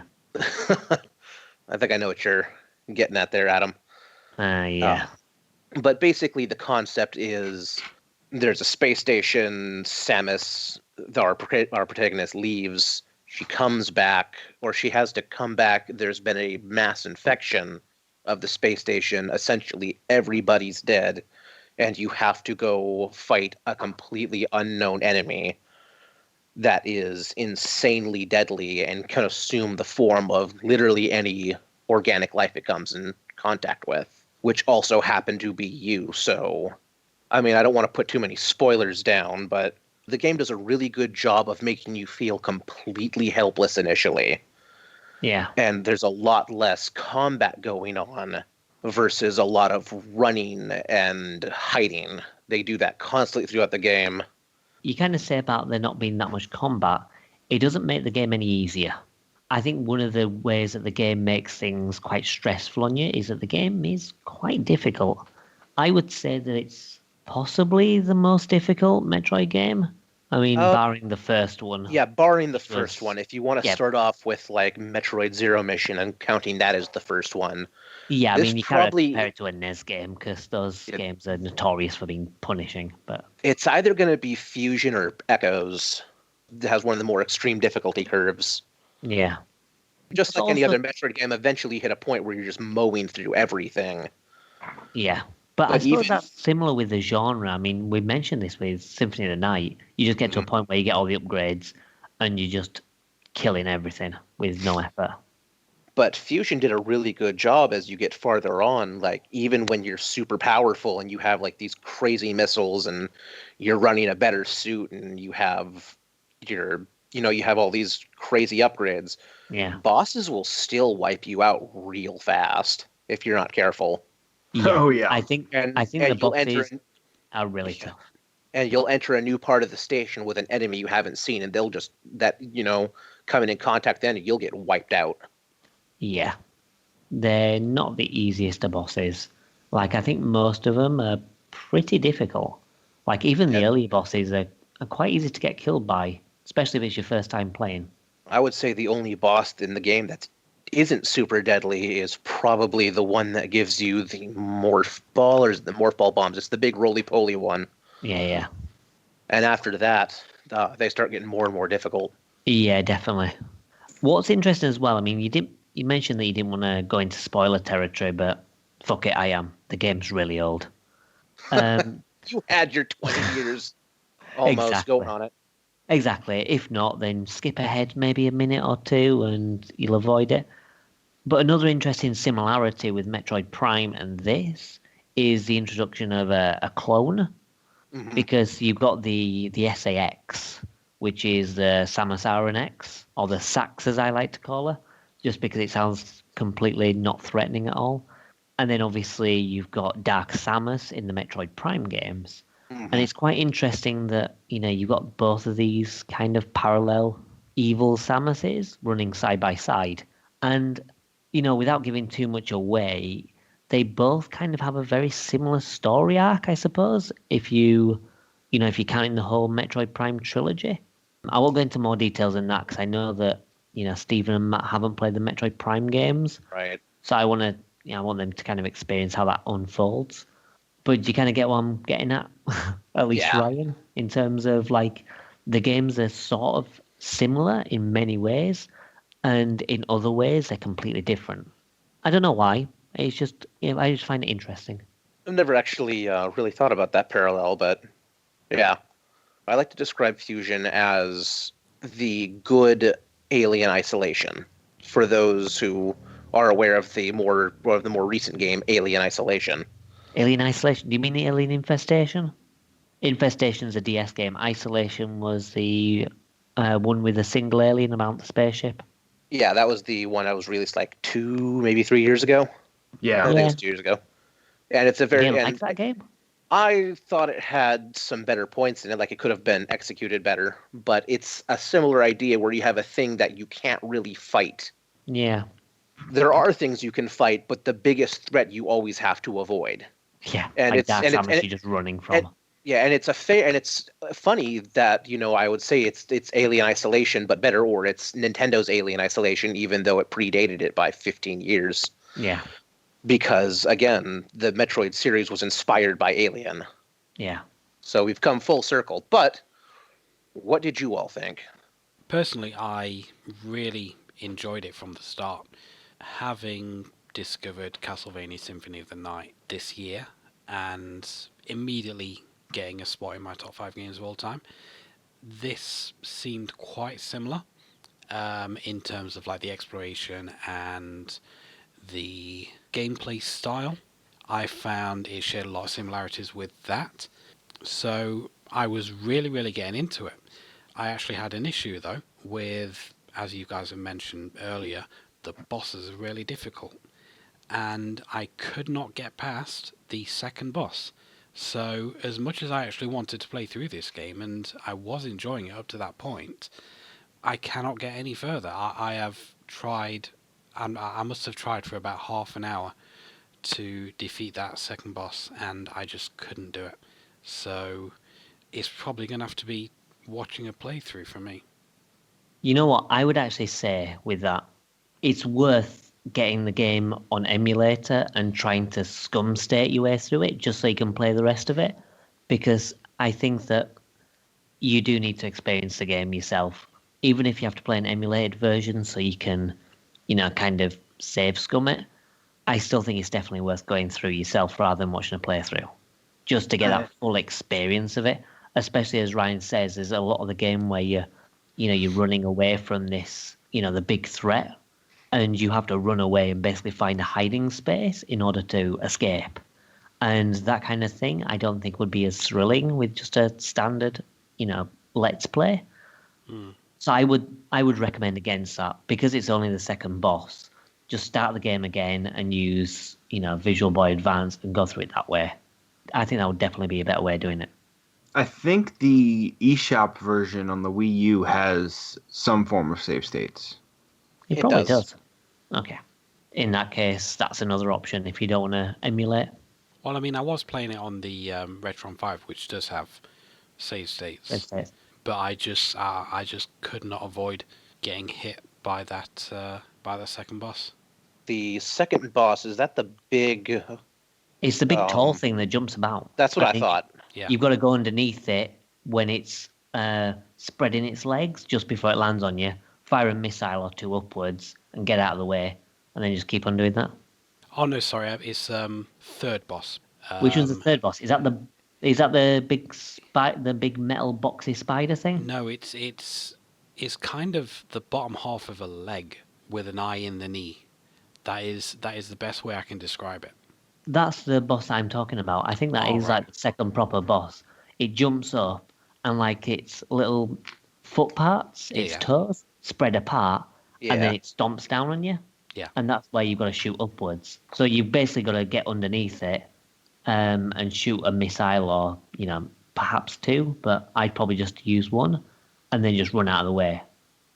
And then just basically keep on repeating that. I mean, it's a slow way of doing it, but that's probably the safest way, is just to get underneath, shoot one up quickly, and then run out of the way. I wasn't able to line up the shots properly at all. Yeah, you have to be pretty precise or they sort of bounce off. The same thing happens on the boss Arachnus, which I think is the third, fourth boss. If you don't hit him there's a certain point where you don't hit him right, it just bounces off him for some reason. Yeah. Yeah, I mean, the bosses are pretty hardcore. I remember when I first played it, I used to have trouble with the I think it's called Box. You fight him like a couple of times, like the big boxy spider thing. But then that was nothing compared to like later on in the game.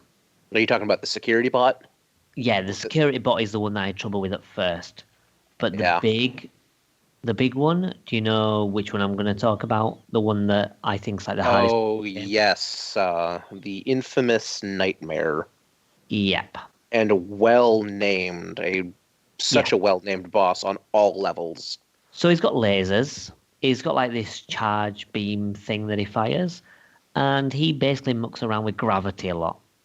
You have to basically get as high as you can and aim precise missiles at him. But it's really hard to do because of all the gravity changing and the way he flies and how much damage he deals. It's really difficult to take down this boss. And even though I've beaten the game a few times now, I always come to a halt with him and have to just do him again and again and again. I was going to say, my original challenge for this game was to beat Nightmare in one sitting, and I'm thinking that's really hard. Even I haven't done a playthrough of the game and beat him the first time I encountered him. I always die at least once. Yeah, but he's sort of well done because it's strange because the more you hit him, his face starts to like sag, like it's melting. Yeah, and like he eventually gets to a point where his face is just dripping off its body, and it's pretty horrible. It is pretty horrible. I mean, this is a Game Boy Advance game, but it's pretty horrific, and it really does live up to the name because he is a nightmare. So much so that I would say that he's even more difficult than Ridley. Because Ridley obviously makes an appearance in this game because, of course he does. Of course he does. But he's not actually that bad. Well, no, I was going to say, kind of, wandering off topic slightly, but I do appreciate that you do all these fights and all the bosses have their gimmicks. Like you have to wait for the spider to, move to a certain point and avoid his little fireballs and shoot him in the mouth. And then you have to avoid the little giant roly-poly bug and shoot him in the face. And they have all these patterns, and then you get to Ridley, and it's just an all-out brawl.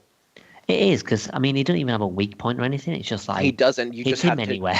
You just have to dump like 180 missiles into him. But he has a special attack, and that attack is probably the thing that's going to get you the most. Is that the fireball, or is it... I'm trying to remember. It's been so long since I've actually gotten far enough to... It's his scream. Fight Ridley. No, it's his scream. Oh, yeah. The high-pitched scream that almost deafens you and kind of knocks you off your game. And you're just like, holy shit. You have to turn the volume down, otherwise you're going to have a rough time. Because it's just like, wah! Headphone users, rest in peace. Oh, yeah, exactly. Or if you're playing it using the Game Boy player on the Oh, yeah, loud as hell on your TV. Hope you've not got surround sound. Christ. Yeah, right.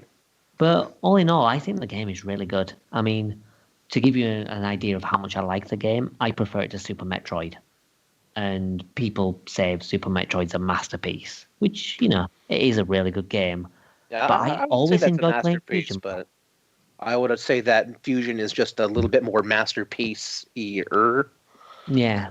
I'd say that the bosses are really, really difficult, but, because the game goes for that kind of horror atmosphere, I'd say it kind of adds to it. And because, again, like with the Crimson Heads in Resident Evil, it just makes the game a little bit more stressful. Mm-hmm. And and visually, like, I'm hoping that we can all agree that it's a good-looking game. And sounding as well. I think the atmospheric music in the background is pretty good too. I found it very bright and colourful. Even though it is a horror game, it has a good use of colour. Versus a lot of modern horror games, which are just sort of mute brown and grays. Yeah. Yeah. Especially on the Game Boy Advance as well, because the GBA is pretty old and it's not exactly the most powerful of systems. I did find out that the GBA is actually a 32-bit system, though. Really? I didn't know it was that powerful. Like, its processor isn't... It's weird because it's not technically as powerful as the Super Nintendo was, but it has a much larger palette. All right. That's very interesting. I never realized that. Trivia right there. Nice one. Thank you very much for that.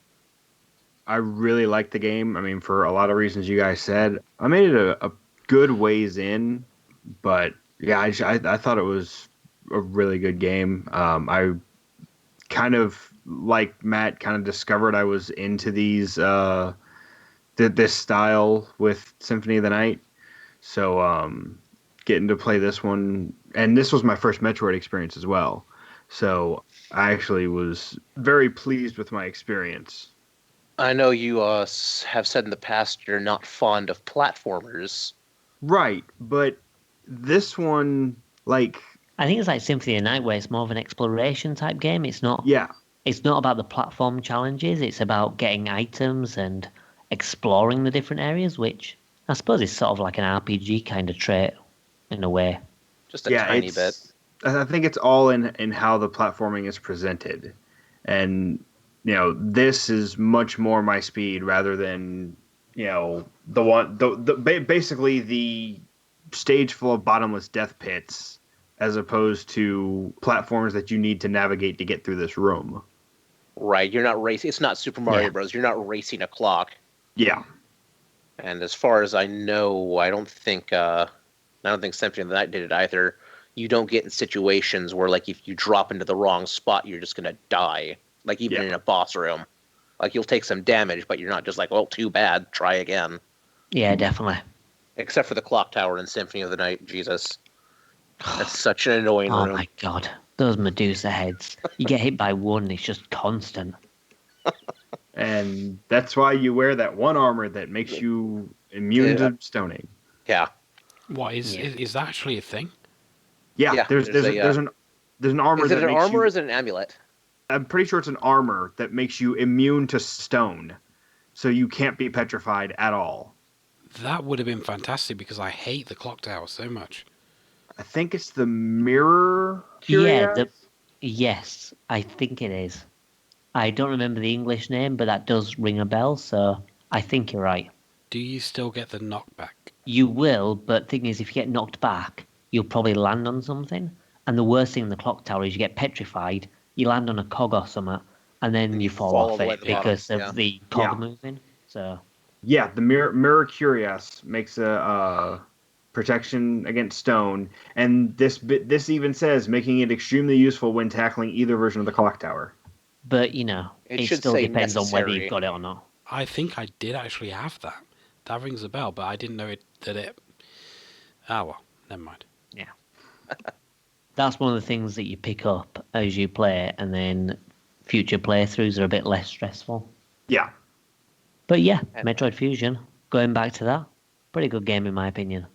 It sets as my favorite of the Metroid series. It's not my favourite of the Metroid series, but... And I wouldn't even say it's my favourite of the 2D Metroids, because I do really like Zero Mission a lot. But I would say it's definitely a close second for the 2D ones. I enjoyed what I was able to play.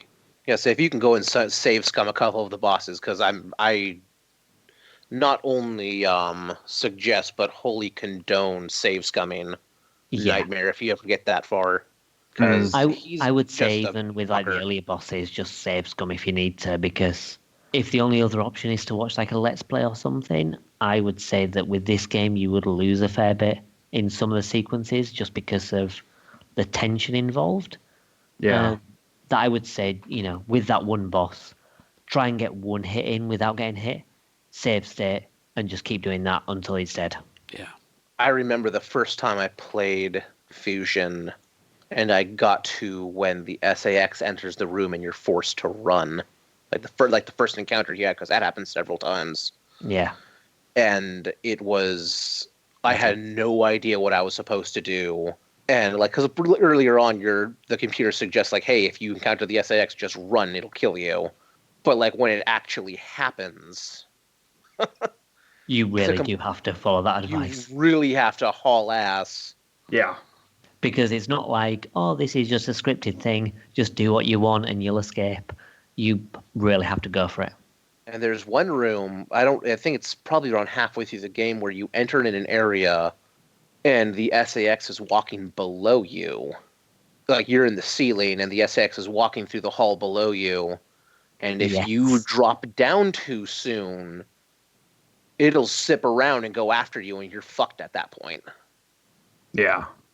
And I've done that once or twice, just going in my whole thing like, I can go now. No, you can't. Yeah. Well, there's one where you actually have to bomb your way out of a room. Mm-hmm.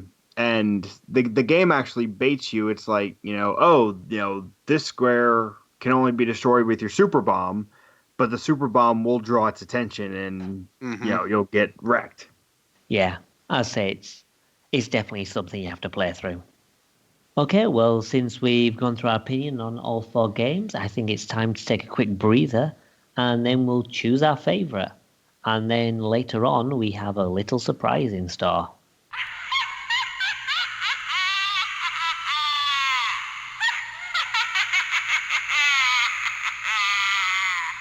Okay, so with those 4 games out of the way, let's choose our favourite. Matt, do you want to start? What was your pick for this month? Well, I would have gone with Resident Evil. Obviously, I can't pick my own game.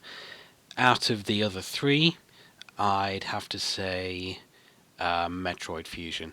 It just had that kind of Symphony of the Night feel to it, which I really enjoyed. And even though I did get stuck and did find the difficulty curve a little bit too hard, I would still say that was my pick of those 3. Yeah, I definitely say keep with it and try and get to the end. Yeah. It's definitely worth it, especially some of the later parts of the game, as we mentioned before. What about you, Stephen? What was your pick? This one was actually tough for me because, as I said, I played the Resident Evil remake, so I actually had a very positive experience with that.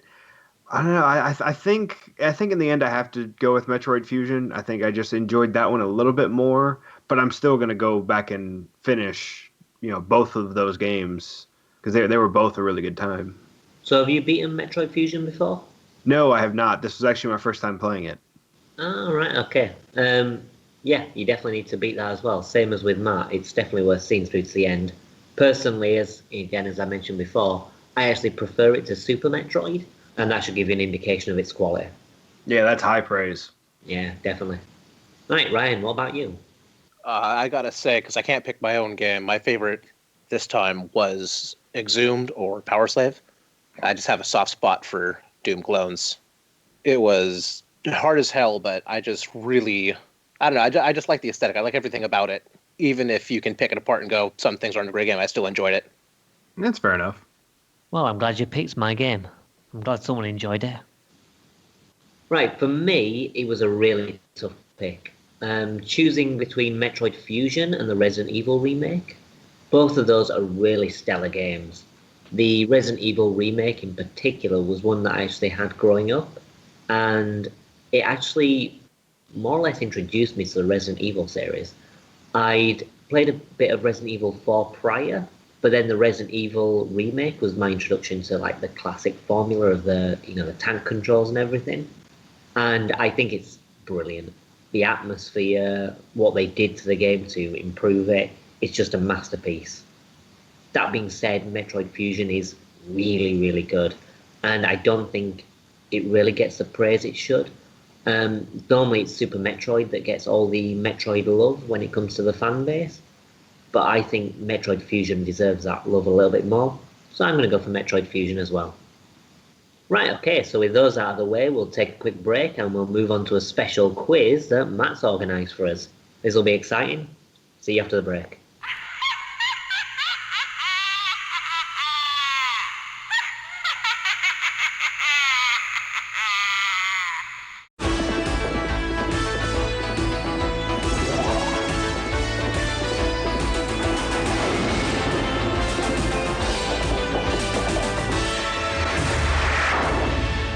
Okay, as Adam said, I've put together a quiz for Halloween. Being a big fan of all things horror, I decided to put together this horror retro game quiz to test the horror knowledge of the other 3 guys. Now, I know none of you guys are really all that into horror, so I've tried to make it moderately easy. There might be 1 or 2 questions here that might trip you up, but we'll see how you get on. So, if we are ready, we will start with question 1, which is It's a good place to start. an easy one to start off with. Question 1. In the original Resident Evil, Who is the Master of Unlocking? And we'll start with Stephen first. I have absolutely no clue. Okay, Ryan? Is his title the Master of Unlocking? This Or character is referred to as the Master of Unlocking. oh, the farthest I've gotten into it, I'm just gonna guess it's Barry because he gives you a lockpick. Okay, Adam? Well, Ryan was very close. Barry does give you a lockpick, but that's because you're the master of unlocking. So it's Jill who's the master. Ah, okay. Yep, that's right.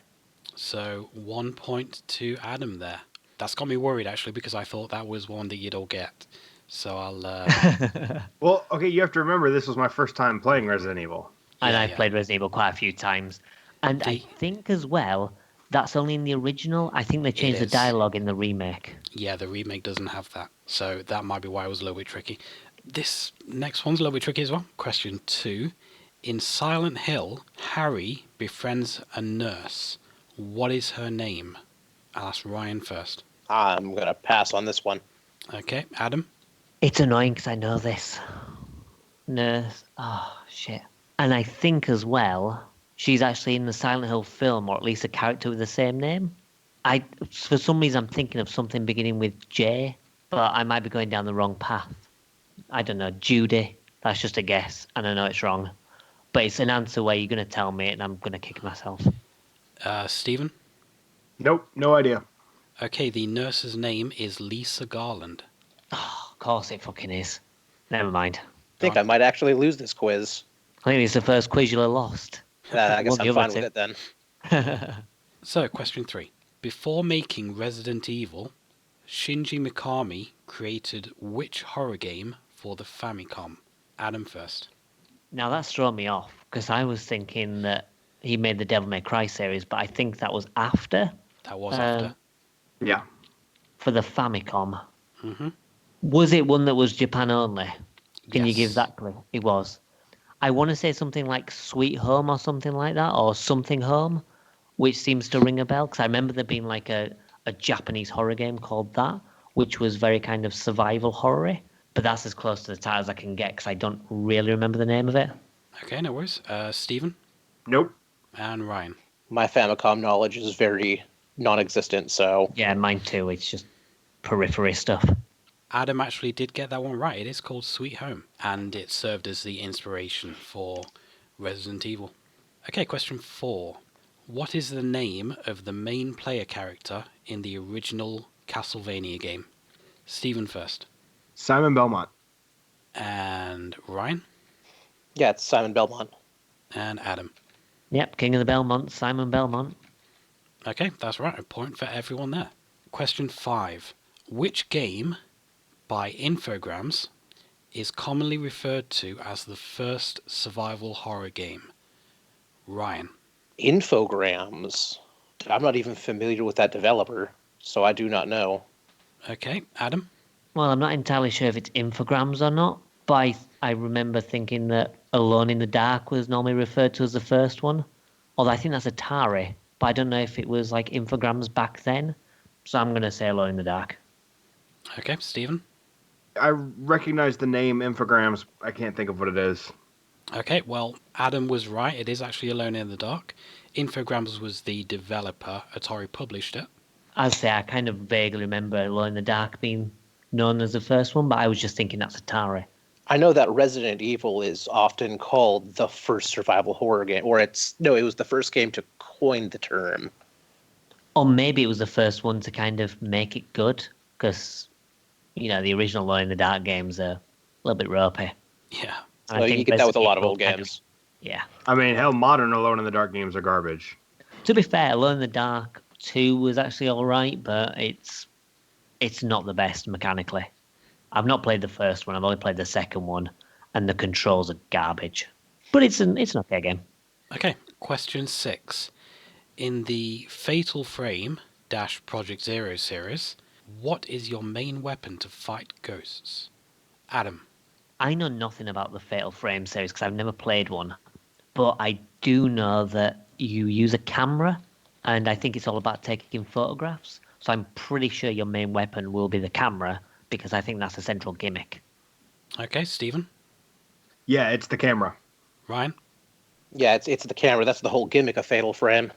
Yep, you're all right. You have a spirit camera to It's fight the it's ghosts. basically a Ghostbusters trap, Yeah. except a camera. Okay, so question 7. The LucasArts game, Day of the Tentacle, is the sequel to which early horror game? Stephen. I should know this given how much I love LucasArts, but I don't. Ryan? I actually do know this one, but I can't remember. No. It's Manic Mansion. I think it's the sequel to Manic Mansion. Okay, Adam? I think I know this, but I'm starting to doubt whether I know the title wrong. I've not played either of them, but I'm sure it's a sequel to Maniac Mansion.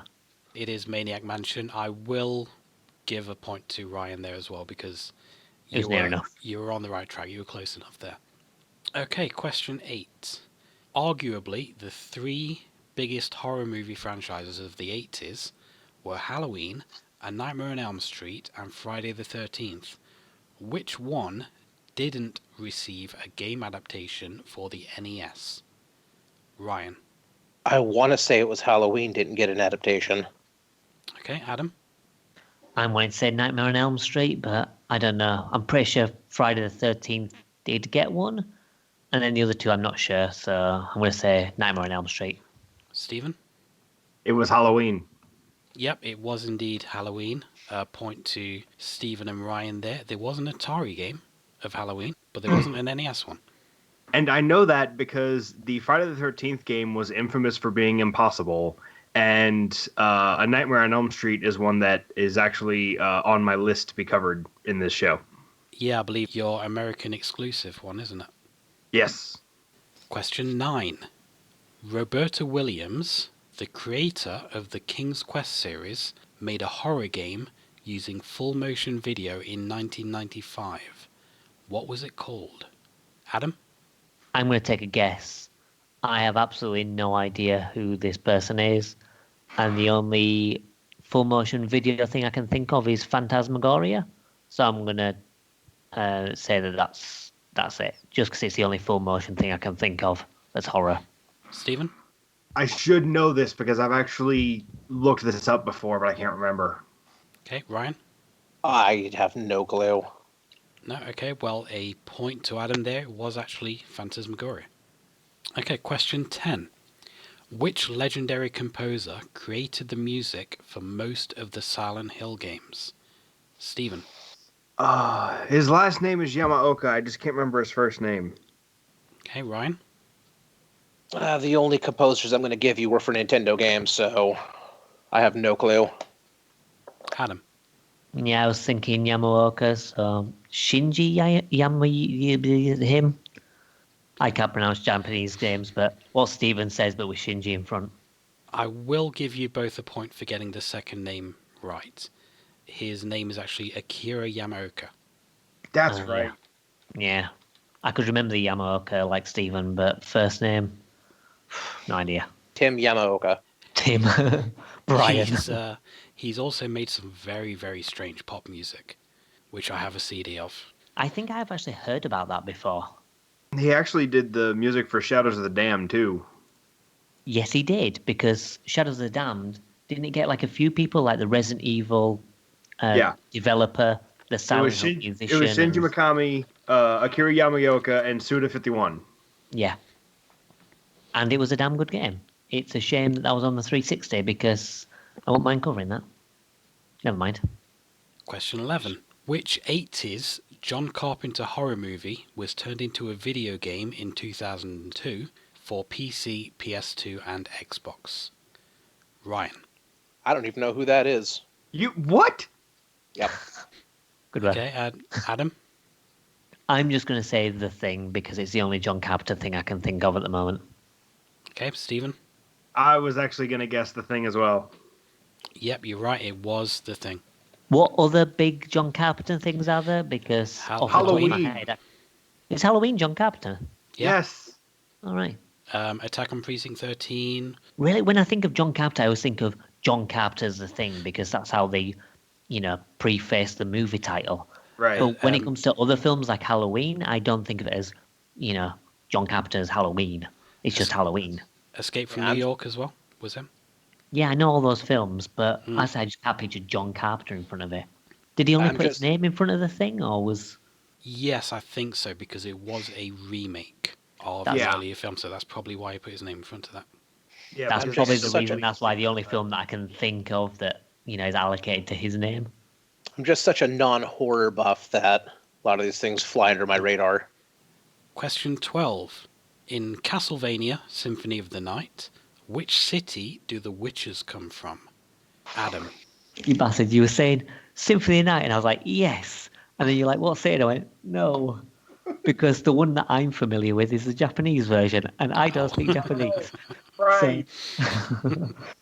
so like, I'm sure that if I was more familiar with the English version, because I've only played that like one time, then I might be more familiar.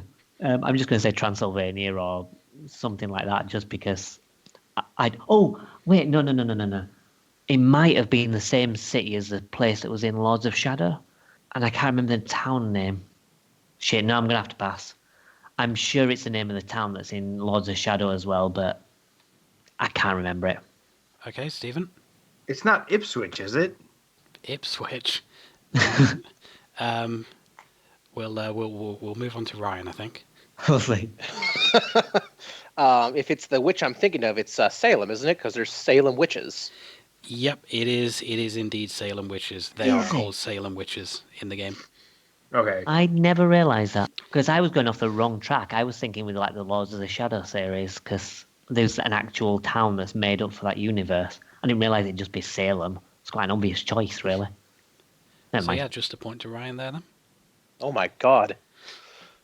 Question 13. I think I may have made this one a little bit too hard, to be fair.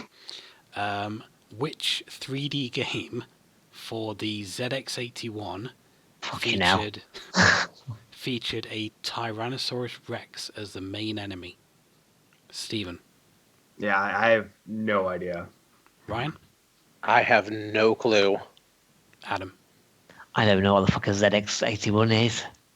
It's like the precursor to the ZX Spectrum. All right. Yeah. If I was to picture a ZX81, I'd have to just picture a Spectrum because I have no fucking clue what it even is. So I'm going to guess Jurassic Park because it's got dinosaurs. This was actually 3D Monster Maze, and it was one of the first home computer 3D horror games. You know what? I have actually heard of that game. That name does actually ring a bell. Okay, so question 14. What is the name of Capcom's dinosaur survival horror series? Ryan. Oh shit, I'm gonna kick myself when I hear this one. I can't remember, but I know what it is. I know what it is. No, you don't want to have a guess? Ah, shit, I can't. Okay, I Adam? can't think of it. It's a game I never played for a long time, and I actually played a couple of years back, and it was fantastic. I hope we actually cover it at some point. I believe that's Dino Crisis. Okay, Stephen? I was going to say Dino Crisis 2. It is Dino Crisis. Yep. Point for Stephen and Adam there. It is Dino Crisis. Okay, so one more question left. Question 15. Doom was initially released as shareware with the entire first episode available for free. What was the name of that first episode? Adam. Shit. I know episode 4 is Thy Flesh Consumed. Episode 1... Fuck, I don't remember. What the fuck is episode 1 called? This is something I should know because I have played Doom like countless times. But I never really pay any attention to the episode titles for some reason apart from episode 4. It's one of those ones I'm going to kick myself when I hear it, so I'm going to pass. Okay, Stephen. It's not On the Shores of Hell, is it? I think that's episode 2. Okay. That does sound familiar, though. It could be right. Okay, Ryan. I want to say it's also. I got to get this because I actually like Doom. I'm not like a huge fanatic, but I do enjoy Doom. Yeah, Knee Deep in the Dead. Shit. It is indeed Knee Deep in the Dead. Of course it is. 1 point for Ryan there. On the Shores of Hell, is that episode 2? That's It is- episode it 2. is- it is episode 2. And I think Thy Flesh Consumed is episode 3 or 4. Thy Flesh Consumed is 4 in it. Yeah, it's 4. It wasn't part of the original game. That was a bonus Extra. episode that you got with Ultimate Doom. And episode 3, what was that called? Something Inferno, I think. Off the top of my head, I don't remember. Oh, it's just Inferno. Okay. Alright. That's a bit of an anticlimax. Never mind. So, totaling up the scores, Oops. Stephen and Ryan are in joint second place with 6 points, and Adam is in first place with 10 points. So, well done, Adam. Thank you very much. I was quite surprised that I wouldn't know anything, but all right, cool. Well, thank you very much, Matt. That was a very fun quiz. I enjoyed that. I got way more points than I thought I was ever going to get. I was actually quite surprised I did so well. Right, okay, well, with the quiz out of the way, it's time to say goodbye, and we'll see you next time on the Retro Odyssey podcast. Thanks a lot for watching, everyone. Bye. Bye. Bye.